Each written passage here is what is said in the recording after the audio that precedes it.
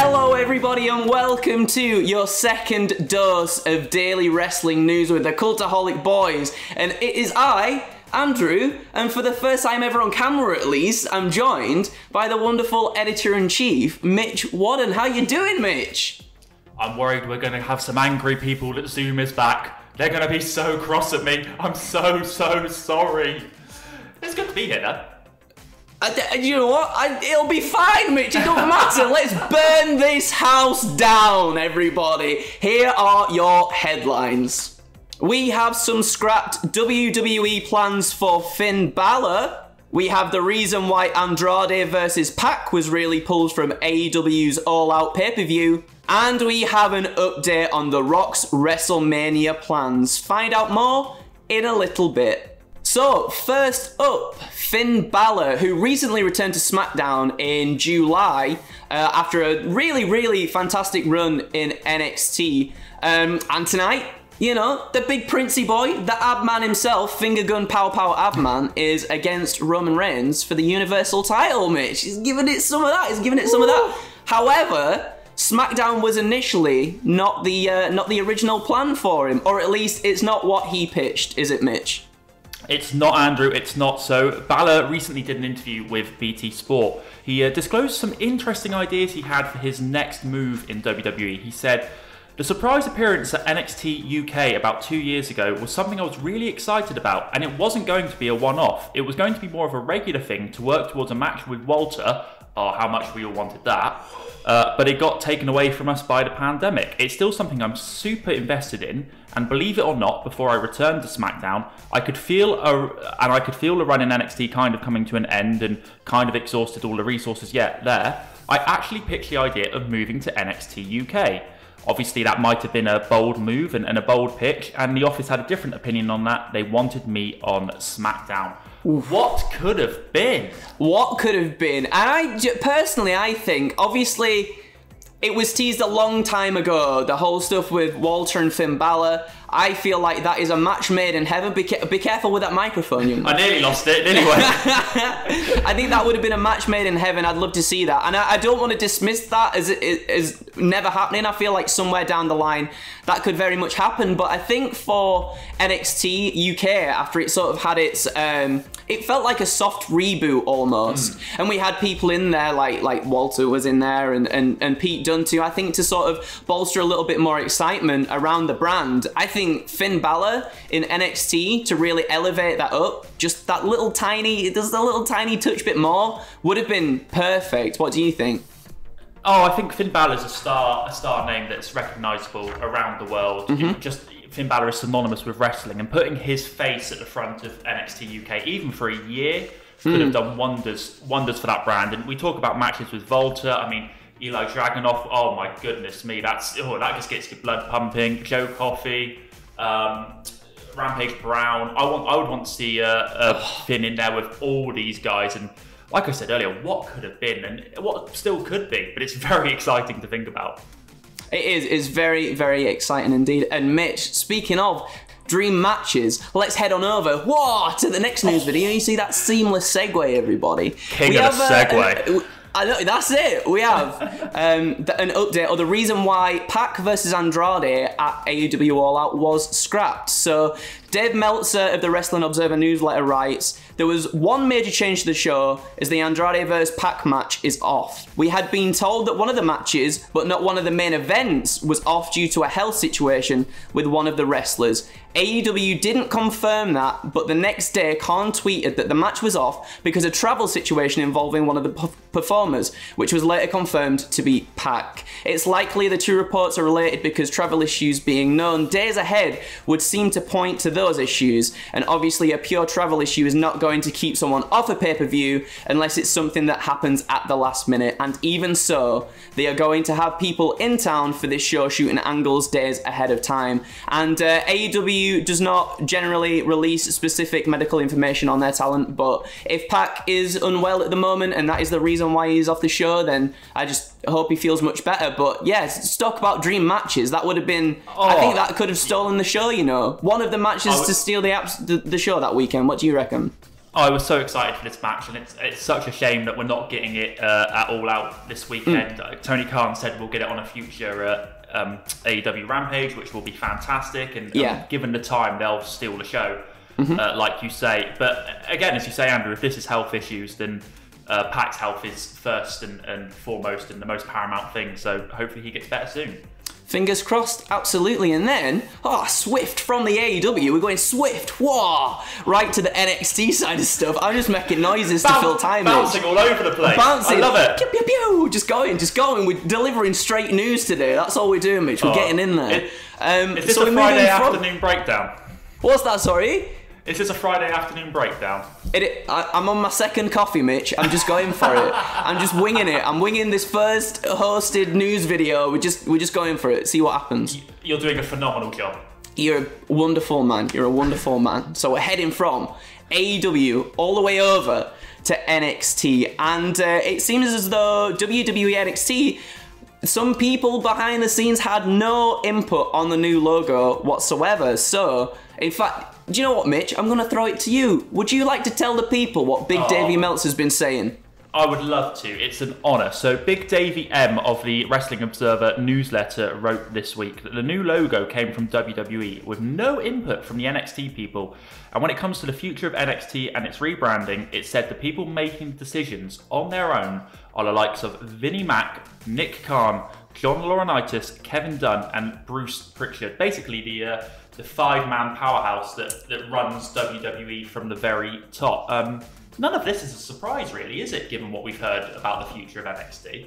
I don't think it is. Obviously, we reported this morning that it's not entirely the case. We still see like Shawn Michaels, Triple H, William Regal, Matt Bloom, still backstage, still having very much like a say in certain things. It just seems as though the bigger things, perhaps like the marketing, as I said this morning, the branding of everything, perhaps they don't have a say in that, but it's very much Vinnie Mac's, this is what's happening, this is how it's going, you do that and you do that kind of thing.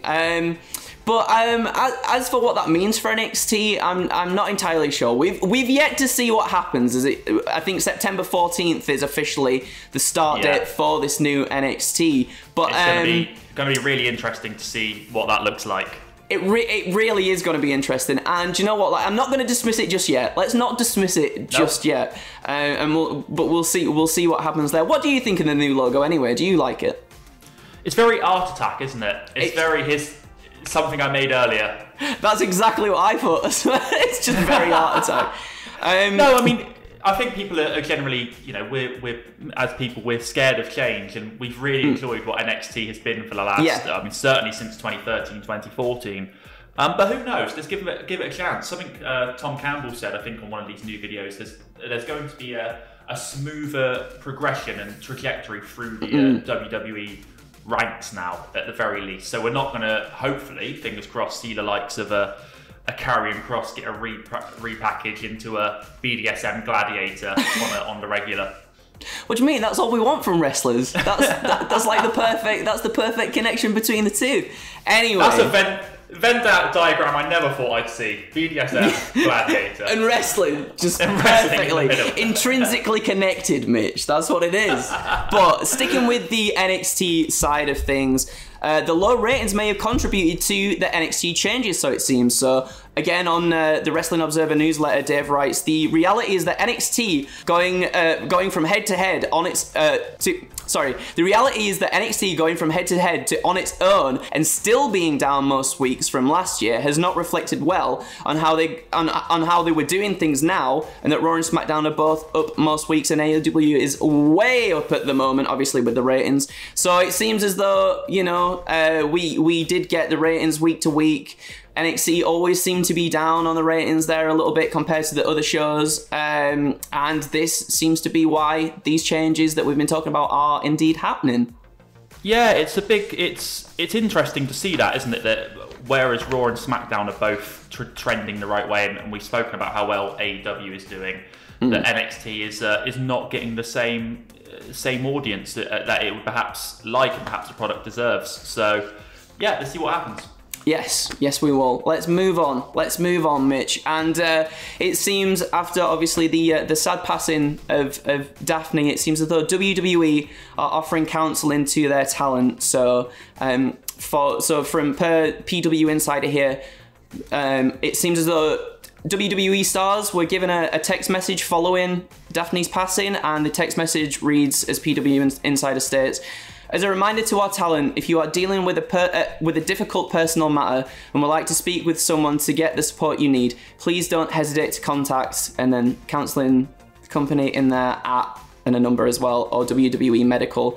And after this message was actually shared, Jake Atlas then went to Twitter, former WWE star, and said, "I certainly don't want to make this about me, but this is important to speak up about. WWE paid for 6 months of my therapy and quite literally saved my life. Not everything is what it seems. People who are truly suffering from mental illness learn how to hide it well. Reach out." And I think that's just a fantastic thing for a huge company like WWE to do. And I think it just needs to be more of the norm in a lot of workplaces as well. I think it's getting much better in a lot of workplaces. Yeah, but this is really, really important to see happening in such a big company as WWE, which often we always, I feel like we paint in a bad light quite a lot. But for things like this, I think that's very forward of them and very very considerate that they do sort of do this for the talent. We can spend, it's our job, when we spend our lives criticising wrestling companies for what they put out there in the media and produce, and ultimately the stuff that matters, WWE do always seem to put their best foot forward, and full credit to the company for providing this counselling for any talent that feels they want to speak to someone. It's incredible to hear that it's worked so well for someone like Jake Atlas, who's been very open and forthcoming about his battles with his mental health, and that goes for everyone watching this as well. Please, if you are struggling, reach out to someone, because you're not alone and you are loved. That's good words. They're very good words there, Mitch. Bless you. He's a good lad, is our Mitch. He's a good lad.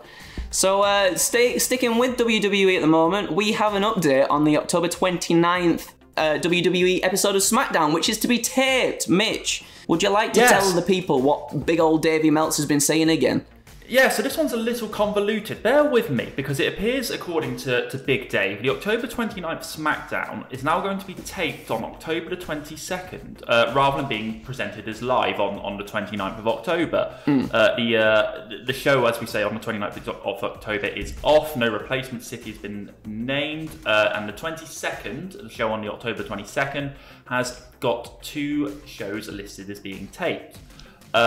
Meltzer doesn't know why this has been cancelled. Within the market, they're saying the reason could be COVID related, but no one really has any idea how that would be related to the city of Wilkes-Barre and nowhere else. However, Meltzer makes an interesting note here. Keep in mind that the October 22nd SmackDown is the day after the Crown Jewel show easy for me to say, on October the 21st in Saudi Arabia. And as we know, Andrew, a couple of years ago, in 2019, there were some travel issues getting out of Saudi Arabia. So this could, if it happens again, it will be affecting 2 tapings rather than 1. So this could be an interesting week for WWE. It could indeed. Obviously, as you said, there were definitely some travel issues. All right, there was definitely some travel issues. All right, so I guess logistically this perhaps makes sense, just in case something does happen again. And I'm not entirely sure, because I don't really travel myself during this COVID pandemic as it is anyway, but perhaps maybe it's just easier, like I said, more logistical to do that in case there is some travel issues with COVID, or perhaps an issue is like what has happened in the past. But yeah.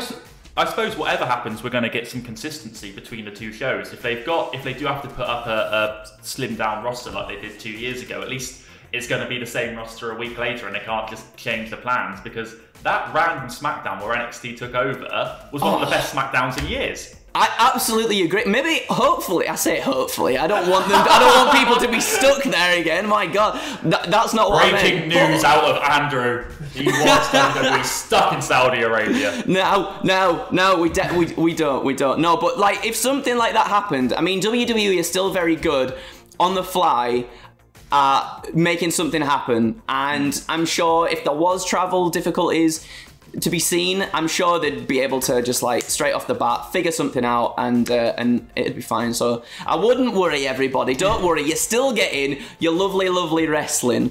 And this leads on nicely, finally, to the final story of the day.